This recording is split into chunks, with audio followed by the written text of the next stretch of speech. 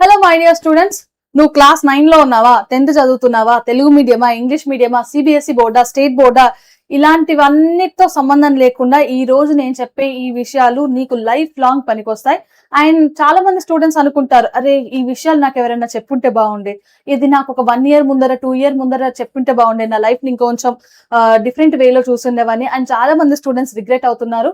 అలా అవ్వకుండా మీరందరూ మంచి పాత్ లో వెళ్ళాలి అండ్ చాలా విషయాల్ని మీరు ఎక్స్పీరియన్స్ చేయాలి అని ఈ వీడియో చేస్తున్నాను. అండ్ ఎస్, చివరి వరకు చూడండి వీడియోని. And guys, welcome to our channel CBSE Vedantu CBSE 9th and 10th Telugu. So ఈ వీడియోలో మన విషయం మెయిన్ గా మాట్లాడుకునేది ఏంటంటే, స్కూల్స్ కానీ, టీచర్స్ కానీ, అండ్ ఈవెన్ సొసైటీ కానీ ఎప్పుడు చూసినా నీకు ఒక ఎగ్జామ్ జరిగిందంటే, అరే నీకు ఎన్ని మార్కులు వచ్చాయిరా అని అడుగుతారు, అంతేనా? కానీ నువ్వు ఆ మార్కులు సాధించడానికి ఎంత కష్టపడ్డావు, లేకపోతే ఎంత స్ట్రగుల్ అయ్యావు, నువ్వు ఏమేం సాక్రిఫైసెస్ చేసావు ఎవరు అడగరు. అండ్ మోర్ ఓవర్ ఈ మార్కులు అన్న కాన్సెప్ట్ మనం మాట్లాడుకుంటున్నాం కాబట్టి మార్క్స్ విషయానికి వద్దాం. ఒక క్లాస్ రూమ్ లో ఏ అండ్ బి అనే 2 స్టూడెంట్స్ ఉన్నారు. ఓకే, ఇది రియల్ గా జరిగిన ఇన్సిడెంట్ మీద బేస్ చేసుకొని చెప్తున్న స్టోరీ. దట్ క్లాస్ 10th లోనే, ఎగ్జాక్ట్ గా క్లాస్ 10th లోనే ఇదంతా. అండ్ స్టూడెంట్ ఏ రోజు చదివేవాడు, రోజు 2 గంటలు మాత్రమే చదివేవాడు. అండ్ వాడికి ఒక 75% ఆఫ్ మార్క్స్ వచ్చినాయి. ఓకే, ఇంకొక సైడ్ బి, స్టూడెంట్ బి ఏం చేశాడనంటే, ఓన్లీ ఎగ్జామ్ కి ఒక 2 నెలల ముందు స్టార్ట్ చేశాడు. అండ్ వాడు స్టార్ట్ చేసింది కూడా రోజుకి ఒక 8 గంటలు 6 గంటలు కంటిన్యూస్ గా చదివేవాడు. ఓన్లీ ఇంకా లాస్ట్ మినిట్ అంటే ఎక్కడ చూసినా ఇంపార్టెంట్ క్వశ్చన్స్ సర్క్యులేట్ అవుతా ఉంటాయి, ప్రీవియస్ క్వశ్చన్స్ ఉంటాయి. సో ఓన్లీ వీటి మీదనే ఫోకస్ చేశాడు. గెస్ వాట్, ఎన్ని మార్క్స్ వచ్చాయో? వీడికి 90% మార్క్స్ వచ్చినాయి. గెస్, ఇప్పుడు అందరూ ఏమనుకుంటారు, ఇప్పుడు రిజల్ట్స్ వచ్చిన తర్వాత నీకు ఎన్ని మార్క్స్ వచ్చినాయా అని అంటే, 90% మార్క్స్ వచ్చిన వాడు clever, smart student and brilliant అని అనుకుంటాడు. ఈ 75 మార్క్స్ వచ్చిన వాడిని ఏదో యావరేజ్ స్టూడెంట్, కష్టపడితే వాడికి ఒక 75% వచ్చినాయని అనుకున్నారు అందరూ, including family members. And next, వీళ్ళిద్దరు సేమ్ ఇంటర్మీడియట్ లో సేమ్ స్ట్రీమ్ తీసుకున్నారు, బైపీసీ. అండ్ నీట్ ఎగ్జామ్ రాశారు. సో ఏం జరిగింది ఎక్స్పెక్ట్ చేస్తారా? అఫ్ కోర్స్ నేను క్యాస్ట్ గురించి, మన కేటగిరీ గురించో లేకపోతే ఇంకా వేటి గురించి మాట్లాడట్లేదు. ఇద్దరు సేమ్ లెవెల్లో ఉన్నారు, ఇద్దరు సేమ్ ఇంత పర్సెంట్ ఉన్న స్టూడెంట్స్. తేడా ఏంటంటే, వీడు సంవత్సరం మొత్తం 2 hours 1 hour చదివాడు. అండ్ వీడు కేవలం లాస్ట్ 2 months మాత్రమే చదివాడు. ఇప్పుడు వీళ్ళిద్దరు నీట్ ఎగ్జామ్ ఇచ్చారు. అఫ్ కోర్స్ 10th లో ఇలా చేశాడు అని అంటే, ఇంటర్మీడియట్ లో కూడా సేమ్ అదే strategy. And of course last ఒక లాంగ్ ఇయర్ అంటే బ్యాచ్ ఉంటది కదా, దట్ మనకి ఒక 1 year బ్రేక్ తీసుకున్న బ్యాచ్. సో ఆ ఎగ్జామ్ లో ఇదంతా, ఇక్కడ సీట్ వచ్చింది, ఇక్కడ సీట్ రాలేదు. ఎందుకంటారు? ఇక్కడ సీట్ రాక లాంగ్ టర్మ్ తీసుకోవాల్సి వచ్చింది. బట్ ఇక్కడ ఫస్ట్ అటెంప్ట్ లోనే సీట్ వచ్చింది. తేడా ఎక్కడ జరిగింది చెప్పాలా? ఇక్కడ వీడు కేవలం ఎగ్జామ్, ఆ ఇయర్ ఉన్న ఎగ్జామ్ మీద మాత్రమే ఫోకస్ చేశాడు. అఫ్ కోర్స్ సక్సెస్ అయ్యాడు దాంట్లో. కానీ this success is temporary. 10th వరకు మాత్రమే ఆగిపోయింది సక్సెస్. దానికన్నా ముందర నీట్ లెవెల్లో నిలబడలేకపోయింది. కానీ స్టూడెంట్ ఏ డైలీ కొంచెం కొంచెంగా అకాడమిక్ ఇయర్ స్టార్టింగ్ నుంచి చదువుతూ వచ్చాడు. వీడికి మేబీ 10th క్లాస్ లో మార్కులు రాలేకపోవచ్చు, కానీ వీడికి వచ్చిన 75% కూడా చాలా తక్కువేం కాదు, మంచి స్కోరే. బట్ దీంతో పాటు ఓన్లీ ఎగ్జామ్ మీద కాకుండా, ఎగ్జామ్ తో పాటు కాన్సెప్ట్స్ మీద నాలెడ్జ్ పెట్టాడు. సో బేసిక్స్ ఫౌండేషన్ స్ట్రాంగ్ గా ఉండడం వల్ల ఇంటర్మీడియట్ కాన్సెప్ట్స్ లో బాగా చదివాడు. అండ్ దాని వల్ల మనకి నీట్ లో స్కోర్ తీసుకొచ్చుకున్నాడు. ఇప్పుడు చెప్పండి, మార్క్స్ ఇంపార్టెంటా కాదా? Direct straight question. మీరు పాస్ చేసి మీరు కింద మీ ఒపీనియన్ చెప్పొచ్చు. సో మార్క్స్ ఇంపార్టెంట్ అని అనుకుంటే, మరి వీరికి ఎందుకు రాలేదు సీట్? అండ్ ఎఫర్ట్స్ మాత్రమే ఇంపార్టెంట్ అని అనుకుంటే, ఇక్కడ వీళ్ళెందుకు ఇక్కడ ఈ స్టూడెంట్ ఎందుకు వాళ్ళందరూ యావరేజ్ స్టూడెంట్ అండ్ అంత ఎక్స్పెక్టేషన్స్ ఎందుకు పెట్టుకోలేదు? సో విషయం ఏంటంటే, ఇక్కడ it is on our mind set. So నువ్వు పర్సంటేజ్ ఎంత తెచ్చుకున్నావు అనేది కాకుండా, నువ్వు ఎంత ఎఫర్ట్స్ పెట్టావు, నీ దగ్గర ఎంత నాలెడ్జ్ ఉంది అనేది ఇంపార్టెంట్. అండ్ అంతా మనకి టీచర్స్ ఏం చెప్తారంటే, నువ్వు చదవాలి, marks is equals to success, marks is equals to life అని చెప్తారు. కానీ డెఫినేషన్స్ మారిపోయినాయి. ఇయర్ టు ఇయర్ చాలా మారిపోతున్నాయి.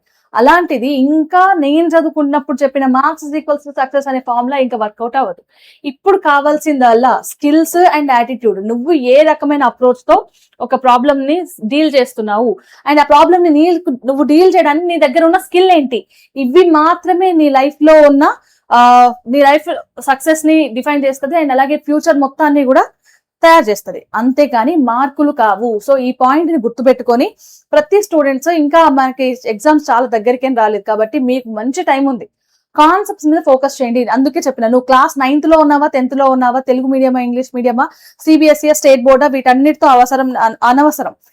ఫైనల్ గా మనం రేపు పొద్దున ఒక డాక్టర్, ఇంజనీర్ అవ్వాలి అని అనుకుంటే మనం ఒక కాంపిటేటివ్ ఎగ్జామ్ ఇవ్వాలి. ఆ ఎగ్జామ్ లో నువ్వు ఎంత నాలెడ్జ్ ఉంది, నీకు ఎంత కాన్సెప్ట్స్ వచ్చు అనే చూస్తారు తప్ప నీకు 10th% ఎంత, ఇంటర్% ఎంత, ఇవి చూడరు. ఓకే, సో ఈ మార్కులు అనే గోల నుంచి తప్పుకోండి. అఫ్ కోర్స్ నాన్న మార్కులు కావాలి, ఎప్పుడు నీ కాన్సెప్ట్ వస్తే ఆటోమేటిక్ గా మార్కులు వస్తాయి, అంతేగాని మార్కుల కోసం నువ్వు ఏవైతే మార్కులు వస్తాయో ఆ కాన్సెప్ట్స్ మాత్రమే చదవడం కరెక్ట్ కాదు. అండ్ ఇంకొకటి, మనందరం కథల పుస్తకాలు, నావెల్స్ అండ్ సండే బుక్స్ గంటలు చదవమంటే చదువుతాం, కానీ టెక్స్ట్ బుక్ పట్టుకొని ఒక గంట కూర్చోమనంటే మనకి 10 నిమిషాలకే ఆవలింతలు వస్తూ ఉంటాయి. So what I'm saying is, నీకు కాన్సెప్ట్స్ రావాలి అని అంటే నువ్వు టెక్స్ట్ బుక్ ని కేవలం ఒక హోంవర్క్ లాగా, టీచర్ చదవకపోతే కొడుతుంది అన్న ఒక మైండ్ సెట్ తో చదవడం కాకుండా ఎన్సీఆర్టీ టెక్స్ట్ బుక్ ని కూడా ఒక స్టోరీ బుక్ లా చదువు. NCERT text book is equals to gold అని ఊరికే అనలేదు నాన్న. నువ్వు రేపు పొద్దున ఏ కాంపిటేటివ్ ఎగ్జామ్ రాద్దాం అనుకున్నా కూడా మళ్ళీ మనము గ్రౌండ్ లెవెల్కి వచ్చి 9th class text book, 10th class text book నుంచే స్టార్ట్ చేయాలి. కాబట్టి నువ్వు అప్పుడు ఇంకో 2 సంవత్సరాల తర్వాత మళ్ళీ వీటిని నేర్చుకునే బదులు ఇప్పటి నుంచే నేర్చుకుంటే ఫ్లోలో ఉంటావు కదా. అండ్ చాలా మంది స్టూడెంట్స్ ఐఐటి కోచింగ్ అని, లేకపోతే ఫౌండేషన్ కోచింగ్ అని, ఇలాంటి చాలా వాటికి వెళ్తుంటారు. వీళ్ళు చేసే ఫస్ట్ స్టెప్ ఏంటి తెలుసా, టెక్స్ట్ బుక్ ను వదిలేసి వాళ్ళు ఏదో ఇన్స్టిట్యూట్ వాళ్ళు మెటీరియల్ ఇచ్చారంటే వాటిని మాత్రమే ఫాలో అవుతుంటారు. నువ్వు అసలైంది వదిలిపెట్టి ఏదో పై మెరుగుల కోసం వెళ్తున్నావు. ఫస్ట్ టెక్స్ట్ బుక్ ని ఫినిష్ చేయి, కాన్సెప్ట్ ని పూర్తిగా నేర్చుకో, అర్థం చేసుకో, దాని తర్వాత కదా ఇంకా ఏదైనా హై లెవెల్ కోచింగ్కి వెళ్ళడం. అంతేగాని పేరెంట్స్, స్టూడెంట్స్ అందరూ అలాగే తయారయ్యారు, టెక్స్ట్ బుక్ ను వదిలేసి మళ్ళీ మిగిలిన ఈ బుక్స్ అన్నిటిని చదువుతున్నారు. సో ఒక్కసారి మీరు చదివే కాన్సెప్ట్స్ ని ఏదో మార్కుల కోసం చదవడం కాకుండా మన డే టు డే లైఫ్ లో కొత్త విషయాలను ఎక్స్ప్లోర్ చేస్తున్నా అనుకుని ఒక స్టోరీ బుక్ లాగా చదవండి.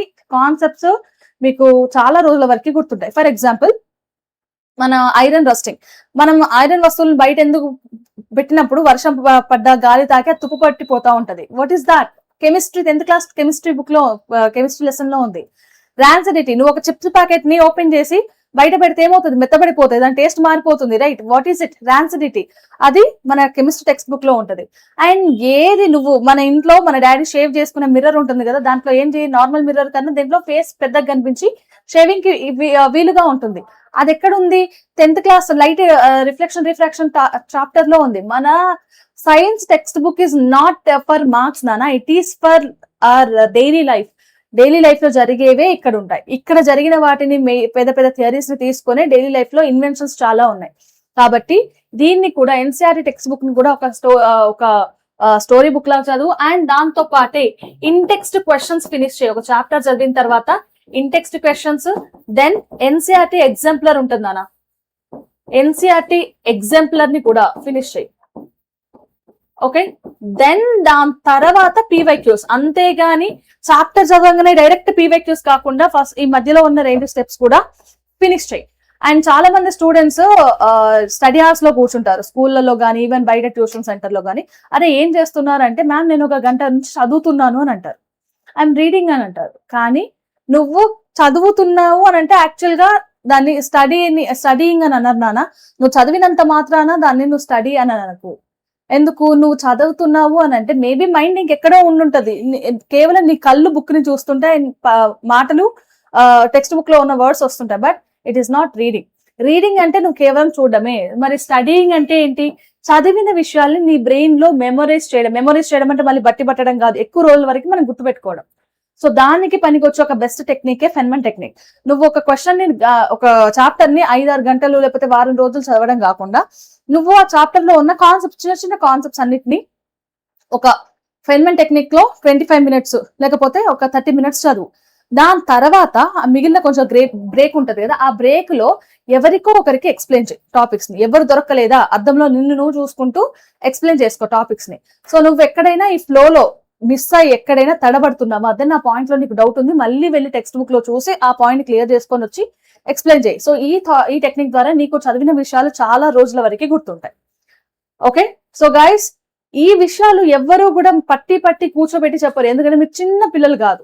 సో 10th క్లాస్ 8th కి వచ్చినామనంటేనే మనల్ని ఇంకా పట్టించుకోవడం మానేస్తారు. మెల్లిమెల్లిగా ఏది మ్యాండేటరీయో అది మాత్రమే అడుగుతారు స్కూల్స్ కానీ పేరెంట్స్ కానీ. కాబట్టి ఈ చిన్న చిన్న విషయాల్ని మర్చిపోకండి. Everyday is important. ఎవ్రీడే ఎంతో కొంత చదవండి. Okay, and guys this channel is for CBSE students కోసం. టిల్ ఎగ్జామ్స్ వరకు నీకు ఎక్కడెక్కడ ఏ మంత్ లో ఏ స్టేజ్ లో ఏ ఇన్ఫర్మేషన్ కావాలి, everything will be provided in this channel. ఒకవేళ నువ్వు సెల్ఫ్ గా చదవలేకపోతున్నాను, సెల్ఫ్ గైడెన్స్ మిస్ అవుతుంది, మోటివేషన్ మిస్ అవుతుంది అని అనుకుంటే stay tune to this channel. And అలాగే ఇప్పుడే లైక్ చేసి వీడియోని లైక్ చేసి ఛానల్ ని సబ్స్క్రైబ్ చేసి పెట్టుకో. ఇలాంటి బోల్డ్ అండ్ ఇంట్రెస్టింగ్ అప్డేట్స్ మన ఛానల్లో రానున్నాయి. Okay, all the best.